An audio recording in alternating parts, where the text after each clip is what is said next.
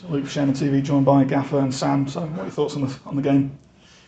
Pleased we won it. Thought the lads did fantastic. Thought they were the better team in the first half. I thought the second half, as you'd expect, Maidenhead had a right good go, and I think Maidenhead are a good team. I think they've done really well. I think it was 17 games into the season they were bottom of the league, and then since the 18th game they've just grown and grown and grown, and you can see player for player, very, very strong team. So it was always going to be difficult. They weren't going to just roll over and let us take the 3 points, and clearly they didn't do that. But what we did well, the big man here played a part, and the team as a whole defended our box really well, put bodies on the line, made sure they got blocks in, saves, and we created some good chances at the other end, and thankfully we took 2 of them. So yeah, pleased all in all. As you sound, it was a pretty dominant first half. Didn't have too much to do yourself, barring a few set pieces. No, I think we were brilliant in the first half. I think how we played out, how we attacked the goal was brilliant. I mean, we could have gone 2 or 3 up at half time, but then the second half they got the better of us, and we needed to stand up, be physical. They're a really physical team as well. I thought the boys were different class.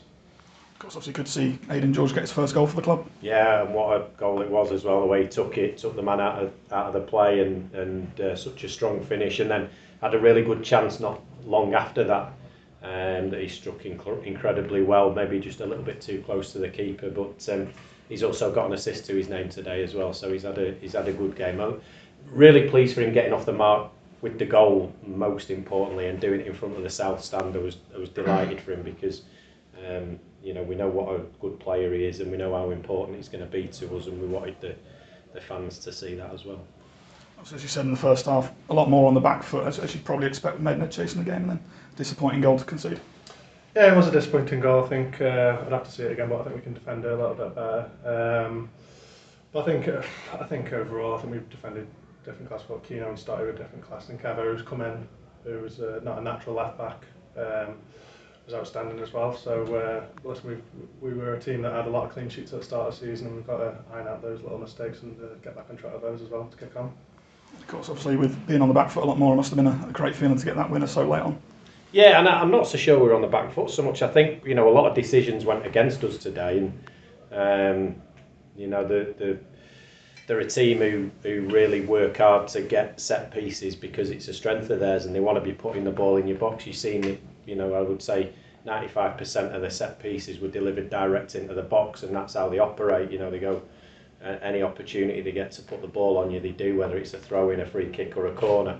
So they play for them. They look for opportunities to win those free kicks. So it was always going to be a challenge at times in the game, and like we've touched on, I think the lads stood up to it. They dealt with it as well as any team could, really, and we took our chances to counter from there. And if there's any slight tinge of disappointment, obviously conceding is a disappointment, because we want to be a team that keeps clean sheets. But also we maybe would have liked to have taken 1 or 2 more of our chances and made it a little bit more comfortable.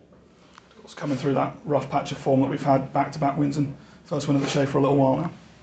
Yeah, I think we had a little difficult spell just after Christmas and going into February, but hopefully this is a turn of a corner. Got some really good games coming up with Woking and Chesterfield, and I've been around this club long enough, this league long enough. If you put a run of results together, you can shoot right back up the table, and we're looking forward to Saturday now. Gaffer, obviously, a number of tactical changes today as well. Quite a lot of injuries in the squad now.